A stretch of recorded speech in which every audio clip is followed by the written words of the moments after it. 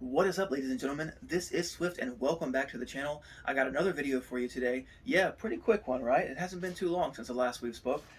This time I have a pickups video for you. So this weekend, my buddy Alan from the Market of Marion hit me up and mentioned to me that he had purchased a bunch of games from a video game store, and he had some stuff for sale. So he sent me some photos, and I picked out some pretty sweet stuff. And I've just received the package. So I want to share it with you guys. I want to show you guys what I picked up, and if I have any stories about the games, I'd like to share them with you. So here we go. First game. I actually do have a little bit of stories about this. So we have a Road Rash for the Genesis. I mean, anybody who knows Road Rash knows Road Rash, and I think this original Road Rash game, this came incomplete. It was just the case in the game, but either way, I'm still pretty happy with it. And this is a game I spent a lot of time playing, and I thought back in the day that it really wouldn't get any better than this. I know. I mean, remember like when we first started playing Road Rash, we're like, whoa, you can hit other bikes, you can smash cops, and you can smash other players and fight your way to the victory. Like, it was a great experience, but at the same time, it was also really difficult once you got to a certain stage. So, anyways, the first game I picked up from Alan was Road Rash for the Genesis, and I'm happy to have this back. I used to own it, and now I own it again. So, all right, wait, all right, that's he is a hell of a packer.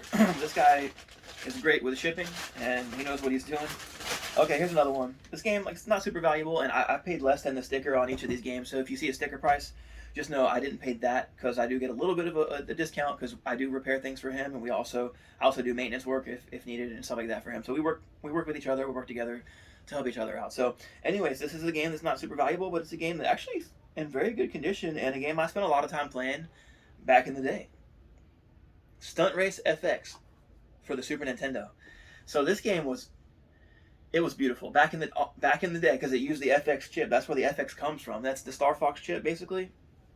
This game, the frame rate wasn't the greatest. I remember that, but it was gorgeous and it was playable enough to be a decent game and something that I had to get my hands on again because a game I spent a lot of time with and really enjoyed. So Stunt Race FX on the SNES, and for less than $10, I think you really can't beat it.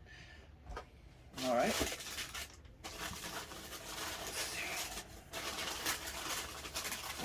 Okay.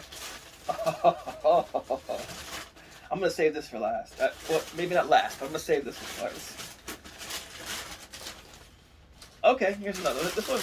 So this one, once again, this is not a huge one, but it's something that I did play a lot of, and I really enjoyed it. It wasn't great, but at the time it was serviceable, and it was something that I spent a lot of time on. I actually really don't remember a lot about it. I need to replay it again to kind of remember a lot about it. I just remember that it was something that it was all right, but it was something that was worth getting again, and that's Die Hard Trilogy.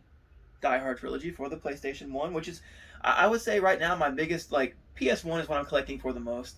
I mean, I enjoy GameCube, but it's so high right now, unless I get a deal, I don't really buy a lot of GameCube. Um, but the PS1 is also somewhat high on certain games, but overall, it's just what I'm drawn to the most with collecting right now. And that'll change later, but for now, adding Die Hard Trilogy to the PlayStation 1 collection. If you didn't play it, give it a try if you can. This one was, not bad. I think it was 15, $12, so I paid a little bit less than that. So it's pretty good, pretty good. All right, what do we got next? Paper. Okay, what's in here? Ooh, let's save that one.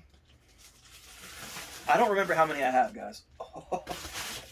Oh, okay. We'll do this. Okay, here's another one. I can't even remember how the port on the Sega CD was. But because I'm such a huge Mortal Kombat fan, I had to get it. This is disc only, I think. This is disc only. But it is Mortal Kombat on the Sega CD. And it does have a printout for the front and the back, so at least I can get some resemblance of what the original copy should look like. And maybe I'll complete this in the future. But for now, I was pretty happy to get my hands on Mortal Kombat Sega CD. Also, he had a load of books because a lot of stuff he had bought was from a former game store, so he was able to just stack up on all types of things. So a manual that just happened to catch my eye was this manual, the Mortal Kombat 2 manual for Super Nintendo. So this is one of the most nostalgic games for me that I can really even recall. I mean, I have a lot of them, but this one means so much, just especially because of the stories and the impact that it has, especially with correlation to my mom and stuff like that. So, MK2, to see this manual and to have it now for the SNES version is great. I actually played the Genesis version first. That was the version that I got first because I didn't have an SNES back in the day. But eventually I did get the Super Nintendo version and enjoyed it and loved it even more considering the graphical upgrades. So, got the manual now. Giggy, give me a minute, fella. I'll let you out soon. Alright, I think we're getting close to the end here. I got a few more. I got 4 more at least. Let's see. Yep, nothing in there. Let's see. I have to clean this up later. This is... Why am I doing this? Hey. Alright, here we go. Okay, yeah. So, no, yeah, we have 4 more. 4 more. Alright. We'll go with this one. This is a Sega Saturn game. It is complete with some issues. Actually, not complete. It's just got a cover, not the actual manual. But it's okay because it's not anything super serious. But it's something I wanted to pick up anyway. It's a Sega Saturn game, and I do have a Saturn. I don't use it a whole lot, but Greg, bro, I'm trying to film here. Yeah, you put it in the paper. You can play it. I promise. As soon as the video's over, you can play all the paper you want. But right now, you're making noise, bro. Alright, so that was Tomb Raider on the Sega Saturn. So this is a little worn, a little faded, but it's still in the box. It has the original artwork, and it's Tomb Raider. So for me, that I have a lot of history with Tomb Raider. And in fact, the original game, when it came out, it was a mind-blowing experience. And I still remember that time where you're running through the area and the T-Rex shows up. I will never forget that. It's not quite, dogs busting through a window Resident Evil memories, but it was still a pretty awesome experience. And at the time, Tomb Raider, no one had ever seen anything like it. At least I hadn't. So definitely was happy to get my hands on this for less than $40. All right, we got 3 left, and they're pretty heavy hitters, I would think. We'll start with this. This is a Resident Evil game for the Sega Dreamcast.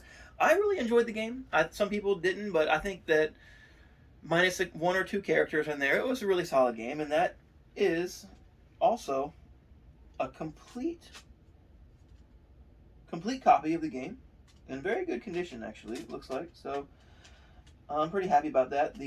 It's got 2 discs, and the little disc swapper thing is kind of janky. There you go. But beautiful copy though, and that is Resident Evil Code Veronica for the Sega Dreamcast. I loved it. When it came out, it was another one of those games where, when it came out, it was mind-blowingly beautiful. I remember Claire's lighter. When that was such a big deal. Her lighter. The lighting effects off of her lighter at the time. That was like a big part of the game. I was like, whoa, look at the lighting effects. It's better than Splinter Cell, bro. Actually, this is before Splinter Cell, isn't it? Dreamcast is before. Yeah, so that was the beginning of maybe some of the big lighting games that were coming out after that. But it was a great game regardless, minus 1 character in particular. Anyways, the next one. This is not complete. It does have just the disc and then some reprinted artwork. But regardless of that, it's another Dreamcast game, and this game I had so much fun with. When it came out, it was 1-on-1, 4 versus 4, basically 1-on-1, 4 people. I don't know how to describe. Power Stone is the game I'm talking about. This game was freaking awesome, and it was so much fun to play. Maybe not the most technical fighting game in the world, but it was great that you had the 3D environments, and you could just pick up random items and throw them at people and hit them with rockets and hammers and fireworks, and it was awesome. So, like it says on the back, the first go anywhere, grab anything fighting game on the planet. So, that's Power Stone for the Sega Dreamcast, and I'm very happy to have a copy, although it's incomplete. Very cool. And now we're down to the final game. I was told this game was not complete, but it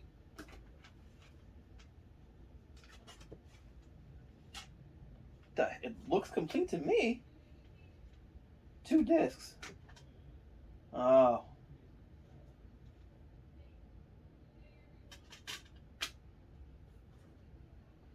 Okay, so I'm not quite sure. I gotta look it up, but I don't know. Bonus 2 disc contains both the legendary action adventure Strider and the highly anticipated sequel Strider 2.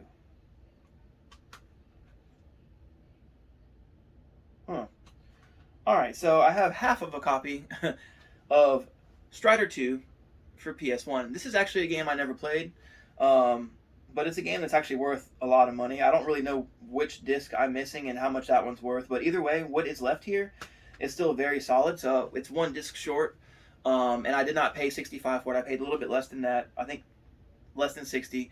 So when I do get the other disc for this, it's going to be a complete copy of this game that's just worth like $150. But either way, I'm not going to sell it because I would keep it for my collection anyway. But this is the final game, and had I known there was a missing disc, or had I remembered the quality of it, I would have maybe not showed it to you last. But either way, it is the most valuable game in a complete form, but not the most important game to me in the list. Either way, there we go. Almost complete Strider 2, missing one disc, which I will get in the future. And that's it for the pickups this week.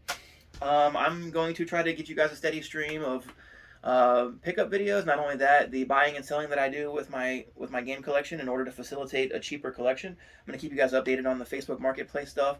Also, I'm working on getting my computer software set up so I can at least do some type of game footage recording or some type of a direct capture for the future of the channel. I'm not really sure how far all that stuff is out from now, but in the meantime, we'll at least have some vlog videos and some gaming pickup and buying and selling videos in the meantime. So thank you guys so much for watching. It's great to see you, and I hope to see you again.